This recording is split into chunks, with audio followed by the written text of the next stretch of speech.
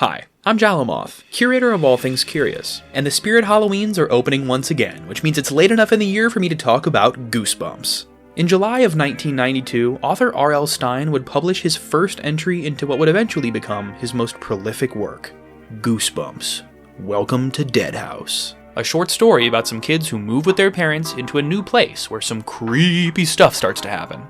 I just described to you not only the plot of this first book, but practically every single one of them. This series is very simple and tame in nature. I mean, nobody really dies, but there's always a fun villain of the week and a shocking twist or two. It's an anthology, which means every book follows a different story. I may be underselling it a little, so I do wish to say that these books, while rather dull, simple, and repetitive, were firstly for third graders, and secondly, are surprisingly effective despite their simplicity. At least, for the demographic. The original idea for Goosebumps was a horror series marketed at girls, but once Stine realized a lot of the fan mail that he had received from the first few volumes was from boys too, he decided that Goosebumps should be for all. That was probably a good call, because 30 years later, the books have sold over 400 million copies in 35 different languages, and is unsurprisingly the second best-selling book series in history, second only to Harry Potter. In my videos about Courage the Cowardly Dog over the years, I've frequently ranted about the children's horror scene in the 90s, and how people like Tim Burton, John R. Dilworth, and R.L. Stine are all kings of the genre. Some people in the comments were a little taken aback by me saying that in no means did these guys invent scaring children. And while I admit sometimes I may use hyperbole to get my point across, I still stand by this opinion, and I'm here to word it better. So you likely don't think about it much, but horror is actually the primary genre of thousands of children's stories throughout history. Think about the darker elements of stories like Red Riding Hood or Hansel and Gretel, Humpty Dumpty. This is the cautionary tale, the birth of children's horror. For millennia now, people have been telling stories to children specifically to scare them, as a teaching tool. Scary stories are how ancient children learned to fear wandering off, stranger danger, wild animals, playing where they shouldn't be. Fear is a tool in that way. Now, was R.L. Stine the first to stop using it as a tool and start using it for entertainment? Not by a long shot. He himself was influenced from reading Tales of the Crypt comics when he was young. And let's not forget how influential The Twilight Zone was. But while the man may not have invented the genre, he did happen to popularize and normalize the idea of mainstream children's horror. This cultural shift in the 90s skyrocketed the genre into the stratosphere. What was originally a contract for 6 scary stories with Scholastic quickly spiraled into a 62-book run of terror, with over 10 spin-off book series and a whole rogues gallery of shows, movies, and badass browser games. I do think that if Stine never made Goosebumps, somebody else in the 90s would have made something scary for children that did boom in popularity like this did. But I cannot help but credit the man a little for the explosion in unsettling children's media. God knows how many of my favorite things may not exist without his influence. Goosebumps not only put children's horror onto the map and into libraries across the world, but into the hearts of millions, which 100% had an impact on the zeitgeist of what the late 90s and early aughts were able to do in terms of scaring the hell out of kids. Goosebumps showed that this was not only influential, but profitable. Soon enough, Are You Afraid of the Dark and many other children's horror anthologies started to crop up everywhere, many of which happened to be owned by Stine himself. But even if I happen to hold this guy's influence rather high, these books are anything but equal. Some of these feel kind of inspired, like it wants to maybe say something or portray something special, a real, primal human fear, conveyed to a child by someone with a life's worth of experience just behind the veil of simple text. But then again, a lot of these were also written in less than a week. Luckily for me, I don't have to reread them, because today we're going to be judging books by their covers. The unsung hero behind all of R.L. Stine's fame and success is a man named Tim Jacobus, the illustrator hired to do the artwork for many of Stine's projects. These acrylic paintings by Jacobus are truly what made Goosebumps what it is. I don't think this series would have gotten anywhere near big enough to get a show, or movies, or 400 million copies sold without this art. These images are what got people to pick these books up off the shelves. As a kid, I had no interest in reading all the other horror anthologies or choose-your-own-adventure books in my school's library because they didn't look like this. There is this intoxicating feeling that these paintings invoke, the saturation of the colors, the twisting of the perspective. While young readers are turning the pages of these books, Jacobus's artwork is what's on their minds. There are no pictures in these books, so this visual is your mental basis for the entirety of the Goosebumps world. And that is what made the series so iconic and so very vivid. Because I don't want this to be too long, I'm going to be doing something I've never done before on this channel and make a two-parter. Today, we'll be reviewing half the covers, and in my next upload, we'll be going over the second half. Before we begin, I want to make this crystal clear. I'm not reviewing the books. And I'm not reviewing just the artwork. I'm reviewing the covers. The whole face of the book. I'll be judging these covers based on 4 criteria.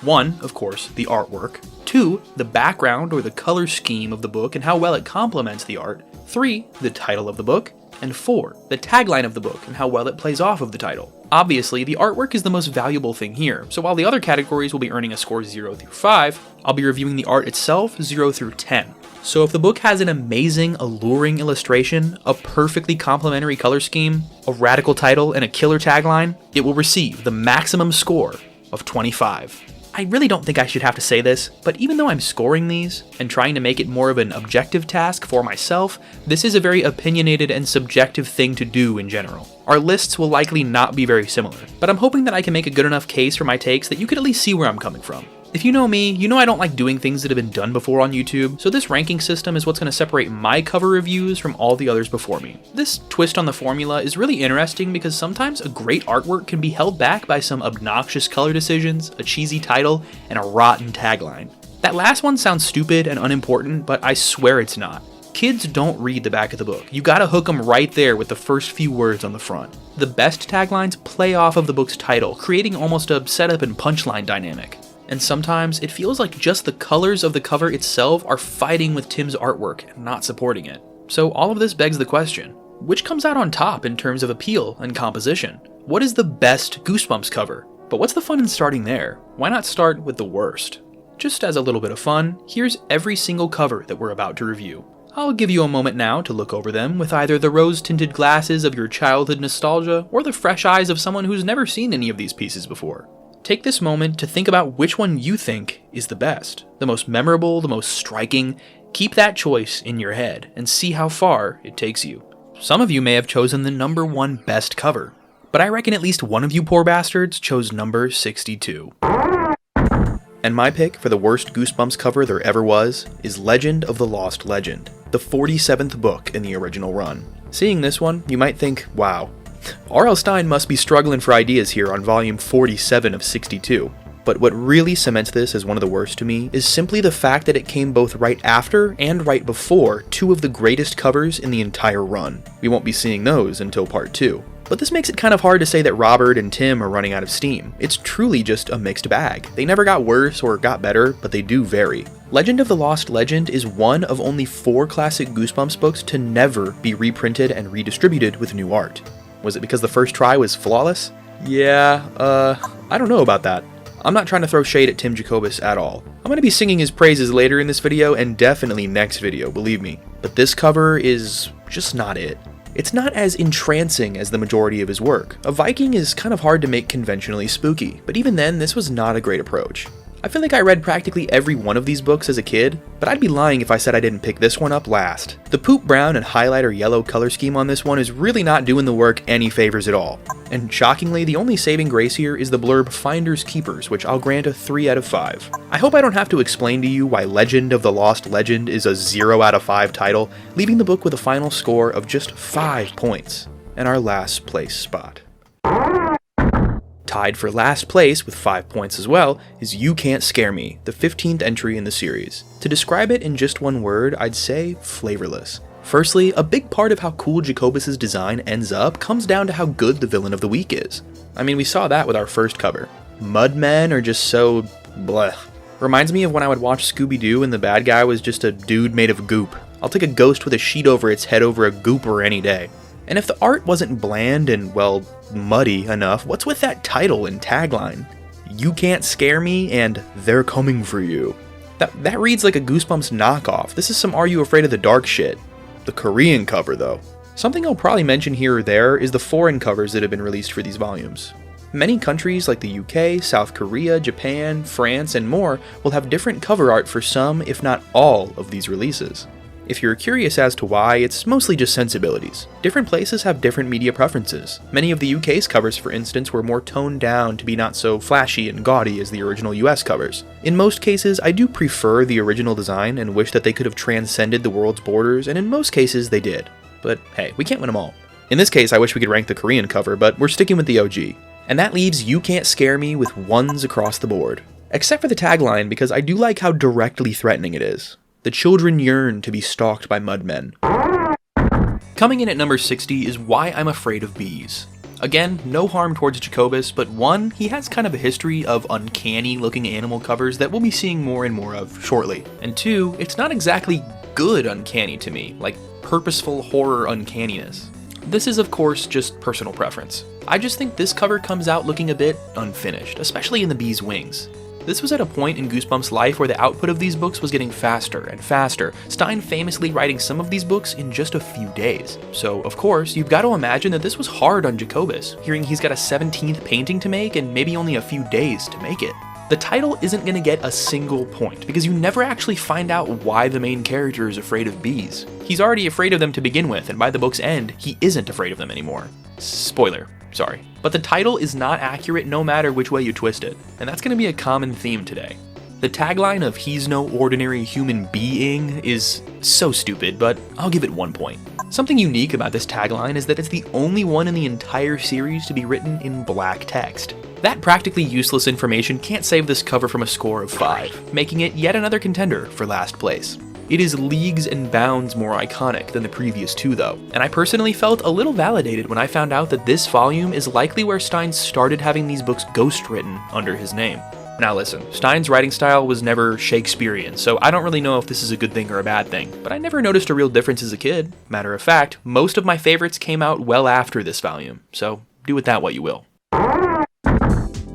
Slappy the Doll fans, I hate to say it, but your goat is the worst. Spoiler alert, but all 3 Night of the Living Dummies will be discussed in this video, part 1, which means none of them really broke halfway. We'll discuss why that is later, but for now, let's just say this third one is definitely my least favorite of the 3. This is just not a compositionally interesting cover, and it lacks many of Jacobus' trademarks. The color scheme is dull. There's too many puppets for any of them to stand out. These books are at their best when they draw your eye to one thing. My eye slips and slides across this like it's covered in grease because there's no focal point. Slappy isn't even centered on the page. Not only are the colors more drab than the ones about mummies, but the perspective that Tim is so well known for is completely missing. This should have been pushed to its extreme. Make this attic feel longer than should be possible. They could have at least salvaged some points with the colorway, but they made it snot and puke colored. This might as well be how not to design one of these books, and I'm honestly surprised it beat out anything. What stands out immediately about Revenge of the Lawn Gnomes to me is that this is a pretty good example of the artwork and the color scheme clashing and leading to a muddier, less dramatic overall composition. The feeling of this piece is greatly enhanced by taking a look at some of the international covers that better understood the assignment. The Italian, Swedish, Danish, and Chinese covers all especially really solve the problem I'm talking about. And you already know South Korea stays popping off. Something I actually really dislike and have since these were released is the 2011 classic Goosebumps release covers. When I saw this, all I could think was, why? Why are you using the PewDiePie font? Overall, this book only ends up 1 point higher than the rest, with our highest artwork score so far with a 4 out of 10. I really think that that's mostly just because these little monkey gnomes are lame. The painting itself is pretty technically beautiful. Those damn flamingos and gazing ball are just a little taste of what's to come with how skilled Jacobus is with light.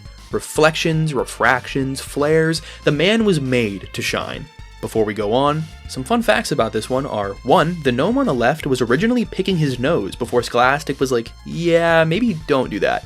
2, R.L. Stine says this is definitely one of the books he would touch up if he had the chance. 3, there was once a time in history where you could get this book from a KFC, but only in Canada? That alone is a vivid fever dream not unlike Goosebumps itself, so I love it. And 4, this book also gets a 0 out of 5 for its title, because the gnomes don't take revenge. This whole book was probably written because R.L. Stine just really wanted some sort of revenge of the blank, and couldn't be bothered to write that into the plot or change the homage title once he didn't. Weak. If you're curious as to where I'm getting all this great info on the series, I gotta shout out the Goosebumps wiki. The lovely people who have curated everything there have not only made my job a lot easier, but this video a lot more entertaining. So thanks. I gotta say, this is a very forgettable Goosebumps volume, and I attribute that to quite a few things. It's got what I would call the most bog-standard color scheme in all of Goosebumps history. This ketchup and mustard color combo is on but 2 books in the lineup of 62, but is so iconically bad to me. The other red and yellow cover isn't down here in the first half, but almost was. And you wanna know why? Because red and yellow is an ugly combination of colors. in like 95% of cases. This was apparently the most fun book in the entire series for Stein to write, because it only has 2 scenes in the entire thing. Jesus, what?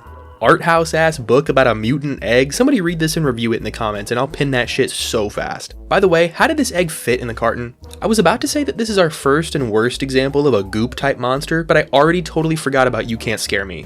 I guess that just goes to show how memorable your villain is when they're just a pile of slop on the floor. I almost want to write a story about a goop villain myself, just to see if it's even possible to make such a thing compelling, but at this point, I'm leaning towards that not being the case. I'm not sure if you can tell at first glance, but this is one of the most casually hated and disrespected covers of the entire series, and I don't really know why. I think it's got a lot of charm, despite how low I put it overall. That Beetlejuice-esque perspective twist, those crazy colors, and the fact that this is definitely one of the better animals Jacobus has painted over the years during his career. I was always kind of confused when people put this painting so low on their rankings, when to me, the artwork is kind of the only saving grace of this cover. I'm giving it a 5 out of 10, which is our new highest ranked art piece so far. That orange and yellow color scheme is just so abrasively contrasting the cool blues and pinks of the actual painting that I just have no idea why they did this. The horrid colorway, title, and tagline are sadly going to chain My Best Friend is Invisible to a measly score of 7. My Hairiest Adventure is one of the most famously uncomfortable volumes of this entire series. And I actually know quite a bit about it because it never left my mind, especially with that video on it that JonTron made back in the day. Did you notice anything last night? Where you rubbed that instant tan on? I mean, like, involving hair? I mean hair, you know, like where you don't expect to see it. Stop! Are you growing some unexpected hair? No, are you? No, are you? Stop! No, I just thought maybe you... I what? Growing hair in weird places. No. Remember when YouTubers just kept their mouths shut about their real life beliefs and didn't use their platform as a soapbox for their shitty political opinions? Yeah, me neither. But damn, 2017 was crazy, and I still have never felt the same about this dude. People like me are supposed to listen to people like you chatter on about this oppression in America. It doesn't exist, dude. It doesn't exist. There's What no are you oppression. talking about? You know what they say, the fall off will be studied. Honestly, it already has been. Even though he still gets millions of views. What are we talking about? Oh, right, the covers, whatever. I like how dreamlike it is, but plenty of other covers do the same thing, but much better. Plus, I don't think anybody should have a problem with My Hairiest Adventure and It Keeps Growing and Growing and Growing, not receiving a single point between them. See what I mean when I said Jacobus wasn't exactly in his wheelhouse in terms of animal art? This looks like a picture of a golden retriever puppy with a wolf mask stitched onto it in Photoshop. The angle of the head and the angle of the face are totally askew. Why is his forehead so big? I almost like how off-kilter it looks, but if this was on purpose, it should have been pushed much further. It's really dark and desaturated compared to the other covers, there's no background, it's just less visually interesting, and the elements that are there are flawed to me. This is reportedly one of Stein's stinkers. He wasn't a big fan of how this book turned out overall, but did specifically say that this cover was one of his favorites. I will never understand this man. I think it's a 7. I wish I could rank the Chinese one because for some reason this really works. I think it's because they moved into all that real estate on his forehead, and it has a much better overall color scheme. So before, we had an example of what I'd call an incidentally uncanny cover, and this is more of a purposefully uncanny cover. Yes, I know they're both supposed to be spooky, but this one dials it up in a way that feels natural for the series and not this off-kilter dark mess.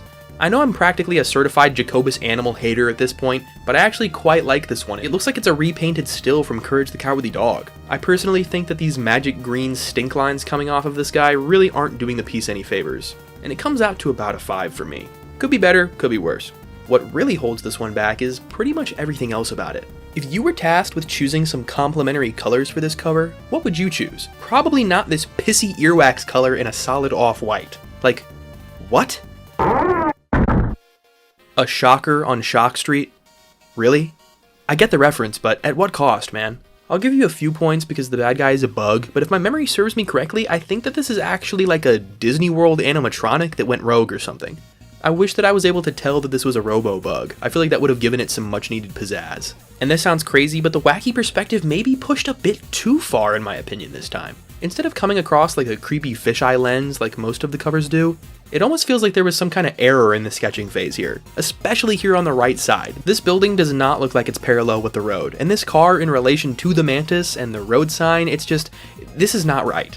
Something here is off and not in a good way. And what's going on with these colors, man? Why are these the two colors you chose to work with? Every time I rank one of these, everything seems to be going good, or at least okay. And then at the very last step, the Scholastics people are like, you know what this artwork really needs? What if we made the color scheme resemble when you whip it out and piss on the sidewalk? These are some rookie graphic design mistakes, guys. And I'm starting to think that Scholastic's entire employee base is entirely made up of colorblind people. Early in the series, Stein's work tended to be, let's say, inspired and not highly derivative. Night of the Living Dummy is Night of the Living Mummy. A Shocker on Shock Street is A Nightmare on Elm Street, etc. It was to a point where I feel like Stein is just doing horror trope bingo. And this cover really feels like it got the short end of that stick. Welcome to Camp Nightmare is just about as close to flavorless as you could possibly get. That's the ice soup of book titles. The artwork has more flair, but not much. As we'll see in part 2, I think there are some really good covers that are just sort of vague general monsters. But on the 9th volume here, I just don't think Jacobus had it down quite yet. It's good, it's actually quite a great painting, but what it isn't is iconic or very evocative. I mean, come on, it's a little camp of horror, even the tagline has to be a reference. I guess pop culture has just always been the way to appeal to kids, so whatever. That doesn't mean I have to applaud it. And at our 50th place spot sits Night of the Living Dummy, which very well may be the most iconic character R.L. Stine has ever created. But that doesn't mean I have to like him. Think about how easy it would be to just... The main reason this got such a low overall score is because I really don't like this painting. Goosebumps is vibrant and warped. This isn't. Jacobus is so good with backgrounds that whenever he throws a gradient back there, it instantly makes it so that the highest score it could possibly receive is like a 4. And that would be if I liked the villain, which I don't.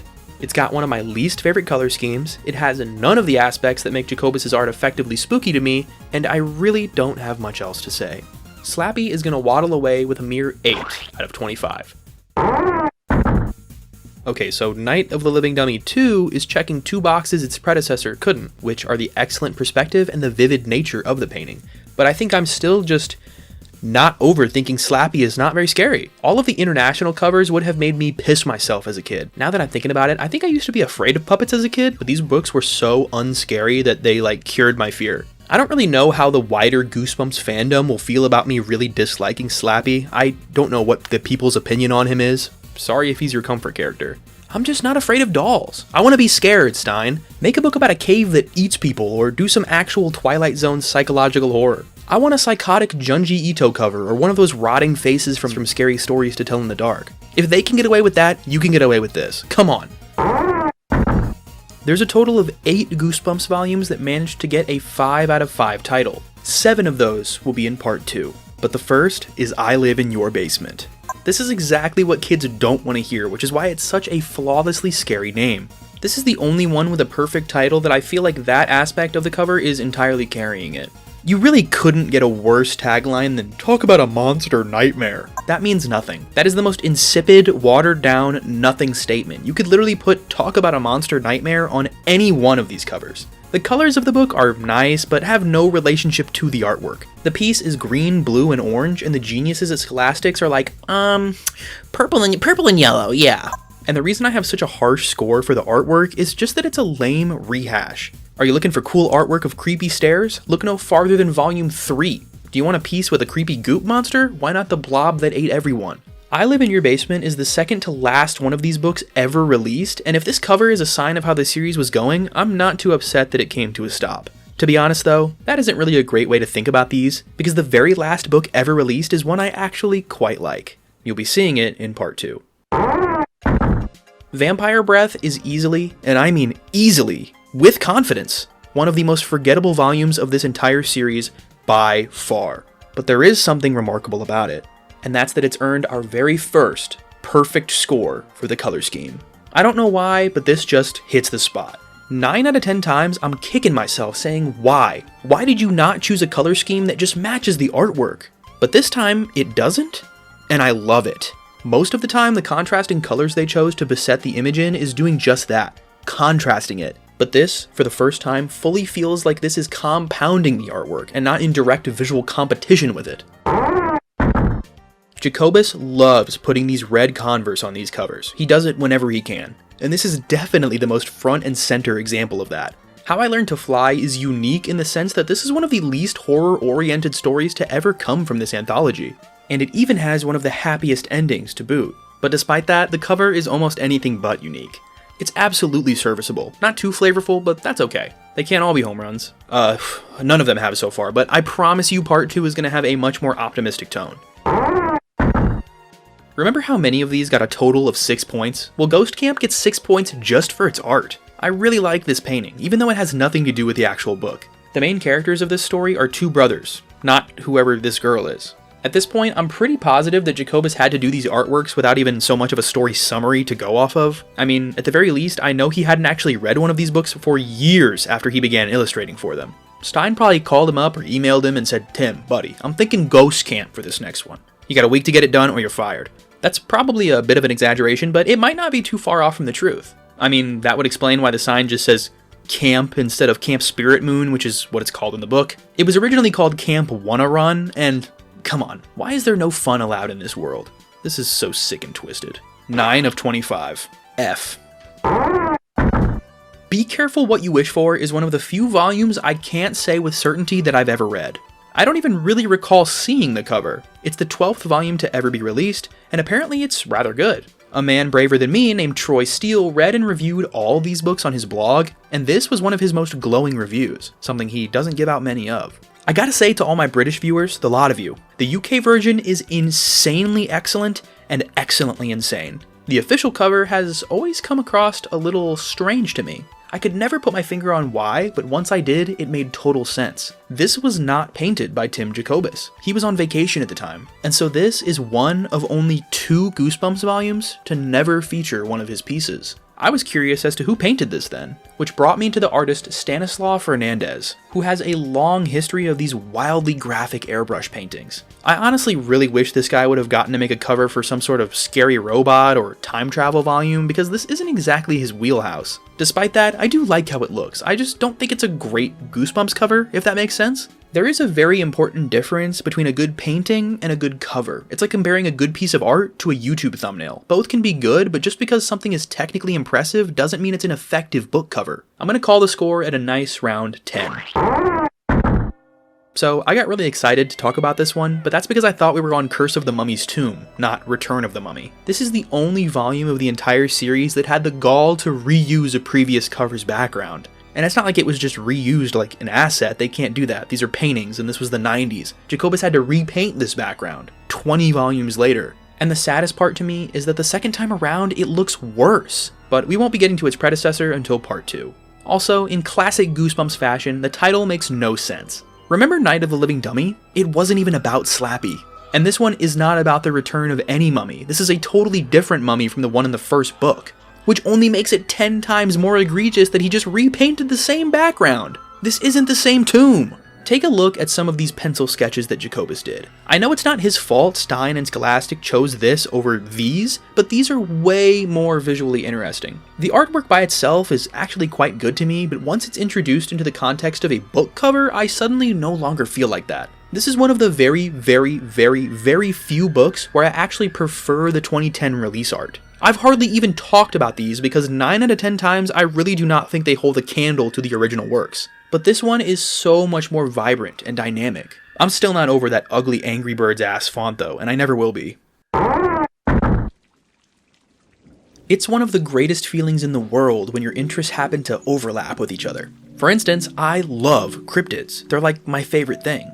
And I love when there are cryptid characters in the media that I like. You'd think since R.L. Stein pulls from so many different avenues of inspiration, that there'd be at least a few books that are cryptid adjacent, but really, there kind of aren't. A Yeti and this werewolf are really all we're gonna get. But R.L. Stein couldn't even give me that. This isn't like a Rougarou cryptid werewolf, this is just a wolf. Honestly, this time, this is just as much Tim's fault as it is Scholastic's or Stein. Dude got the art prompt The Werewolf of Fever Swamp and drew fucking Moon. Something I should really harp on is that Tim Jacobus could paint the goddamn Sistine Chapel for one of these covers and it wouldn't matter if the villain of the week isn't scary. Whether it's a Viking munchkin, an egg, or a dog. That's why I'm giving it a 4 out of 10 for artwork. Like, yes, this is a good painting of a wolf, but it's not a good cover for a book about a werewolf to me. The colors are stunning though, and overall, this is one of the best color schemes we've touched on so far, for sure. But try your best to remember that the artwork score isn't just about a pretty picture, it's about the story the picture tells, the mood it instills in you, the mental image that it conjures, and this is just not really making my neurons fire, I'm sorry. I really don't have much to say about Beware the Snowman. Nothing interesting at least, so I'll keep it quick. Everything about it is mid, except the tagline, which is abysmal. He's got a heart of cold, huh? Yeah, I'm starting to feel that way too. This one is more positive than negative to me though, but honestly, I think that's almost entirely because of how similar this guy looks to the snowman from Courage the Cowardly Dog. Courage is like Goosebumps if it was awesome, and it wasn't the same story 62 different times in 62 different fonts. Another snowman, huh? The Abominable Snowman of Pasadena. Something I've been consistently shitting on all these covers for is the colorway not synergizing with the artwork. This time it does, but I'm still gonna shit on it. Just being the colors that are within the artwork is not enough to be effective. You need to compound the two things together. They need to complement each other. The blue is whatever, but it's in my humble opinion that brown should never be the choice. Seriously, dripping brown sludge, do you think that that's gonna make a kid want to pick up your book? Make it pink, make it green, make it blue. Kids like slime. Monster Blood, one of the most famous Goosebumps books ever, was only thought up because Stein saw his kid playing with slime. And I bet it wasn't fucking brown. The 2003 recolor makes it pink and green, which does play off of and complement elements from the piece, giving it a real balance and a harmonic design. Unlike simply color dropping the two most common hues in the painting onto the cover. Every other score it gets is pretty middling. Honestly, the only reason it got a 6 instead of a 5 for artwork is because this is the only cryptid-focused Goosebumps book, which I find totally baffling. How can you write a 62-part series about horror stories taking place in America and not default to a Mothman or a lake monster once? This is pretty much the closest we ever got, and that is such a bummer. I think it's pretty obvious that anybody would be running out of steam when trying to write their 59th book about a kid getting mentally tortured, but crucially always somehow remaining completely unharmed. These books are so samey that a good one should really stand out just from its facade. But this one is called The Haunted School. 0. It's not even a cheap play on words or anything. Bro just gave up. Said fuck it, The Haunted School. Pretty much every time I check the trivia tab of the wiki, my mind is blown for one reason or another. Apparently he got the idea for this one from a group of kids who begged him to write a book about their school, which they thought was haunted. First of all, kid, every school is haunted. And second, quote, despite there being the word haunted in the title, there are no ghosts in this book. Stein? Come on, man. I'm not going to tell you again. You're slipping. Get it together. The painting itself is a 7 though. I think it's got a very classic fundamental Goosebumps look to it. It's uncanny, unsettling, yet all the while so bright. I love how vivid it is, and I love that all the items spilling out of the locker are in grayscale. I never noticed until today that these haunting eyes can be seen deep in the locker, and I prided myself on studying these things pretty close as a kid. The Haunted School isn't bad at all, but it's still not breaking our halfway mark in terms of points possible. I really dig the 2005 recolor though. I also like the German one for how blown out and weirdly scary it is, and the French release is on a whole other level. The Cuckoo Clock of Doom is an incredibly classic cover. Not as iconic as the majority of the ones we'll be discussing in part 2, but still. I was honestly a little shocked to find out that this cover ended up so low. I know people are gonna say, brother, you made the ranking. I know, but the whole point of the scoring system is to make it more objective. It's not my fault this book happens to have a 0 out of 5 tagline, it's some stupid badminton joke.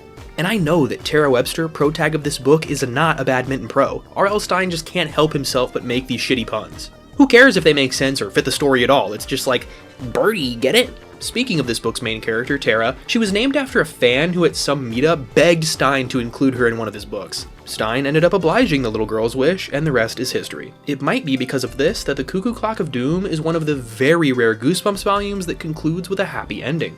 I wish this cover could have gotten a happy ending, but it's going to be stuck with 12 points. Do you notice how the lighting on this painting is totally whacked out? There is no consistent source of light in this image. It's like everything is rimlit with this outer glow almost for no reason. But do you also see how it kind of doesn't matter? Simply because Jacobus is bringing that stellar Goosebumps vibe. It's got the flavor. Good smell. Flavor.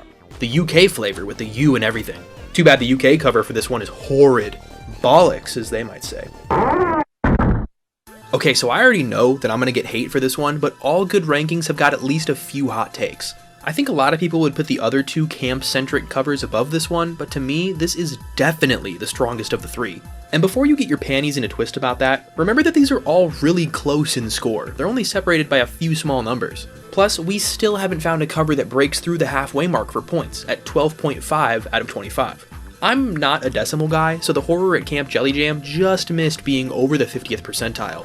If this were a tier list, we'd probably be around like a high C at this point. But let me make my case, and play a little defense for this cover that I've seen practically nothing but hate for online.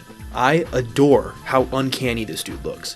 Does he look like a normal person with a good perspective, scale, and proportions? Hell no, and that's why it's awesome. Some of you are probably saying, if you like the ugly guy, why don't you like the ugly dog or the ugly cat or whatever else I've been hating? Because this looks purposefully crazy, and this kind of doesn't. Say what you will about his animal portraits, but Jacobus can paint people. Jacobus has the ability to make a person's face radiate with a wonderful glow, but this time he's using those skills to make this dude look wet and like his skin is made of plastic. His eyes are burning, he's unblinking and stiff. The tones of the background are some of the moodiest this series has to offer, and I love the look of the storm rolling in at sunset. The cherry on top of the cake is that the colorway is really pleasant. The tagline, tennis, ping pong, monsters anyone, has got to be one of the most god-awful things I've ever had the misfortune of reading, and honestly now I'm not that beat up about this cover not making it into the top half. Okay, this is not the book that I thought would be the one to crack the halfway mark. I guess before I say anything, how does this one make you feel? A lot of the times, I like checking out other people's rankings online about whatever I'm talking about, not to get ideas on what to say or anything, but just to simply see what the common consensus is. I'm interested in the placements, not the statements. I like to know that my hot takes are hot takes before I say them. Does that make sense? But something I found out very quickly was the very negative sentiments held about this one. Many reviewers putting The Beast of the East firmly in last place because of racism. While yes, giving this amorphous marsupial Asiatic eyes might not have been the most PR-pleasing choice they could have made, I really don't think that this is coming from a place of malice on Jacobus or Stein's part. Asian representation in the American 2000s was just not what it is today, let's just say that. Aside from this, I actually think this cover has the strongest composition of the whole lineup as of yet. The rich colors and the solid build of the image overall make it eye-catching and just kind of fun to look at. To me at least. Compositionally, I really like the bamboo cutting through the frame and him hanging off of it, just gives the piece this really great visual balance, but I'm conflicted. I am not offended by this piece, but I'm also not part of the group that would be offended by it, but none of the international releases were changed. This is how the book was released in China and Japan. Because I feel a little unqualified to totally and properly make any judgment call on this, I honestly feel like the best course of action is just to give it the median 5. The color scheme is really what boosted this thing up to be so high. That purple is one of the most pleasing colors on the spectrum to me. See how effective it can be visually when they just choose the right colors? It's not flawless. That light secondary color could have maybe been a warmer tone to help balance everything out. If you are personally upset about this cover, I'm sorry. Hopefully everyone will agree though that we shouldn't really be needing to discuss race relations in a Goosebumps video. And for that conflict, I think this median spot is really the only place that I feel confident putting it.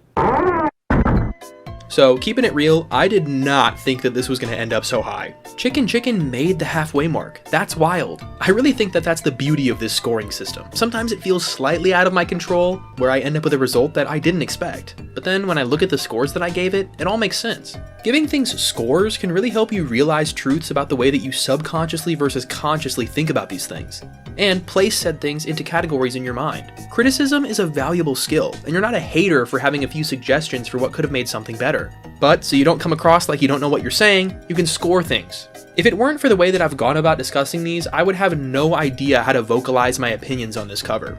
But because I have, I can confidently say that the art is okay.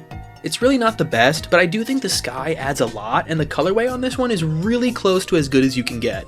And as we know very well by now, animals are not something Jacobus particularly excels in, especially their faces. But he is great at human faces, so of all the Animorph type covers, this is definitely more of a win than the others. Something I am struggling to vocalize though is why exactly this is so much more effective than the Bee one. But it just is. The title's alright, and the tagline is slightly better than the average one. It's a finger-lickin' nightmare is just stupid enough for me to kind of like. There really is like a Goldilocks zone when it comes to being cheesy. It's almost always bad, but sometimes something is so cheesy that it's just kind of the right kind of bad, you know? Chicken is a testament to the fact that the art is just a piece of the puzzle that is the overall cover, and that some good elements can really make or break the total score. I'm going to use volume 39, How I Got My Shrunken Head, as a vehicle to talk about some of these re-release covers. Okay, so by now, you should know the art style of Goosebumps usually involves some sort of totally whacked out point of perspective, and those iconically vibrant colors. This book does both of those things very well. It's even got the Chuck Taylors that we mentioned earlier. Its other scores are mostly pretty solid too, but take a look at the 2003 re-release. Look how they massacred my boy. When you pull this border in so far, you completely lose the entire perspective shift. Something Tim has done countless times over the span of his works is add this checkered floor or checkered ceiling to really push that perspective as far as it can possibly go, to make you feel like you're in a nightmare. Sometimes these 2003 versions are a big upgrade, but in this case, it's clear why we're only taking the OGs into account. A Night in Terror Tower is without a doubt one of the top 10 most iconic Goosebumps covers of all time. This big-backed executioner laboring down these castle stairs is something that's been burned into my memories for decades now. And would you be able to guess that this is one of, if not the most rushed cover Jacobus ever did? The man himself truthfully doesn't like this one much because he had to finish the entire piece in one long, likely pretty miserable 30-hour painting session. If you want my opinion, I think Jacobus may do some of his best work under pressure, because this is pretty great to me. It's got a solid title, pretty good choice of colors, but unfortunately, it's gonna be a LONG night is gonna hold it back from climbing any higher than a 13. And the final entry of part 1, and the 32nd best cover of Goosebumps, is Monster Blood. Monster Blood was the third volume of the series ever to be released, and I think this cover is very important to the success story of the franchise. The simplicity, the stark orange to blue contrast, it's killer. The color scheme is very strong, the glasses and the beastly soup are such a good eye catcher, and it's the perfect amount of creepy for these books. To me, this is a quintessentially effective piece of Goosebumps history. I just wish it didn't have a 0 out of 5 tagline. It's a monster blood drive? For real? A better choice of words here, and this cover could have gotten 19 points instead of 14. Monster Blood eventually went down in Goosebumps as an incredibly influential part of the lineup, garnering 3 sequels, making Monster Blood the longest recurring story in the series. The reason I think that this one went down as so iconic was because of this image. I know that I've been really harsh towards the goop villains, but when you think about it, Goosebumps is goop. Green slime is the main visual motif of this entire IP. And so I guess I do like a good gooper here or there, when I think it's done effectively. And spoiler, Goosebumps does have a lot of wins in that category, with The Blob That Ate Everyone and all 3 Monster Blood sequels, which all wound up being even better than the first one. If you want to know how, subscribe and hit the bell so that you won't miss out on part 2, where we'll go over the 31 best Goosebumps covers ever released. Once again, here's the gallery of every cover. Did the one you chose get eliminated, or are you still in the running? Let me know in the comments below. Big thank you to my Patreon people for making videos like this possible. Wonderful people like Hoops McCann, Lol Quack, Noisy Pitta, and Canudi. I'll be back in just a week or 2 to finish this 2-parter off, but until then, beware, cause you're in for a scare. I'll see you soon, and stay curious.